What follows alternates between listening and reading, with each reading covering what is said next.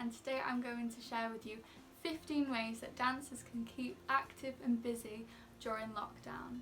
Now, if you haven't heard, that Boris Johnson has said that dance schools will be opening on the 25th, but with this coronavirus everything's so unpredictable, so whether that goes ahead I really don't know. But if not, I've got you covered. I've got a book full of stuff that you can do. So let's get on with it. Number one would be to stretch. Now stretching is so important. Get that kick by your head, get those splits at 180 degrees. If you've got this time, use it. Just make sure that you warm up beforehand because that can be very dangerous and we don't want that. Number two is a great stress relief, and that's yoga. Now yoga is absolutely fantastic if you've just had a really full-on day the day before and you're really sore and all your muscles are aching. I personally like to use MadFit because they're only like 20 minutes and it doesn't take too much out of my day, but it's a great way to start it. Number three would be to shop for new dancewear online. Now my favourite brands are like Capizio. I probably should have ironed this before showing it, but oops. But they have just these beautiful lacy designs. They do all kinds of stuff. Move dancewear, and my personal favourite, So Dancer. They do like these beautifully designed leotards with lots of lace, lots of mesh, everything that I love, but for really affordable, cheap prices, and I think that's so good if you want a really nice, good quality leotard but you don't have that much in the bank. Number four, right, this is one of my favourite things to do in quarantine, and that's learn TikTok dances. I'm obsessed. Someone take my phone away from me. I love it. I'm actually going to be linking my page down below in the little description box so you can follow along. It's just a great way to pass your time. Number five, and that is practicing your exam work. It's not the most fun thing to do, but it's such an important thing that you need to keep on top of. Otherwise, when we go back to dancing, we don't know what we're gonna do. I've not done much of this, and that's what I'm gonna work on for the next 2 weeks because I don't want to go back to tap and be like, what am I doing? Number six is to run your competition solos. If you don't compete, this doesn't apply to you, but if you do, it's a great time to go and really clean those routines that you have, make them the next level so that you've cleaned all your turns in it, you've got everything a bit sharper, and it's a great way to do another refresh before you go back and compete. Number seven, and that is to do online classes. Now there's top end choreographers that you'd usually pay a fortune to try and get to these choreographers, but they're now doing them online for free. Take this time and do as many classes as you possibly can, because you probably won't get this kind of opportunity again, and some of these choreographers live in like LA. I live in England, so I'm probably never going to be able to take classes with them, but because of these online classes it's given me that opportunity. Number eight, work on turnout. I have pretty much none. I'm gonna be honest, I'm just not a ballerina, I'm not built like one, but it is something I am working on, and I will link in the description box some of the videos that I've been watching to try and improve mine, because it is important in ballet. Number nine, go back to basics.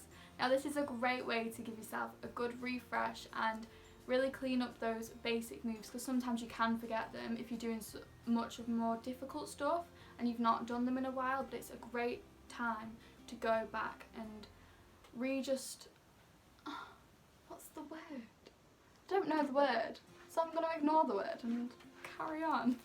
Number 10, new tricks. Now make sure if you are trying new tricks, you've either got a mat on the floor or a spotter. Just make sure whatever you're doing is really safe so you don't obviously break any bones. It's a great time to try new tricks or new leg holds or new turns, stuff like that, because then when you go back to your classes, your teacher's going to be like, wow.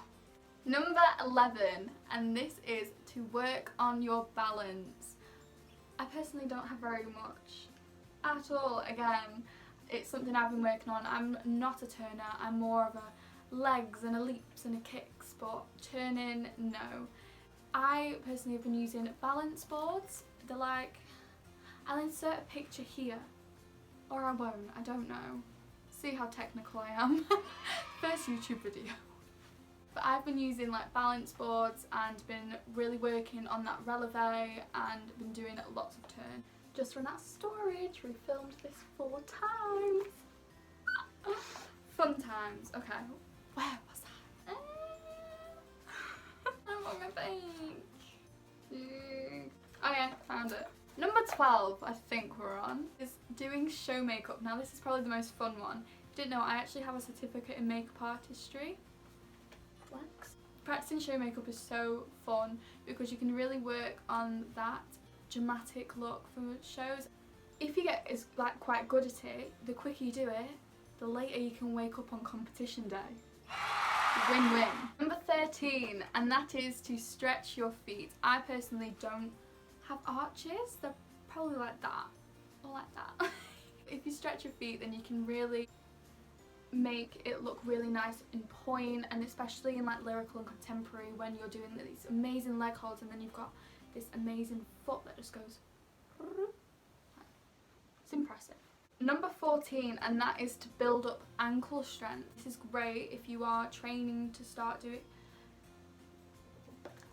What am I on? Number 14, and that is to build up ankle strength. Personally, I have quite weak ankles, so this is something I've been doing.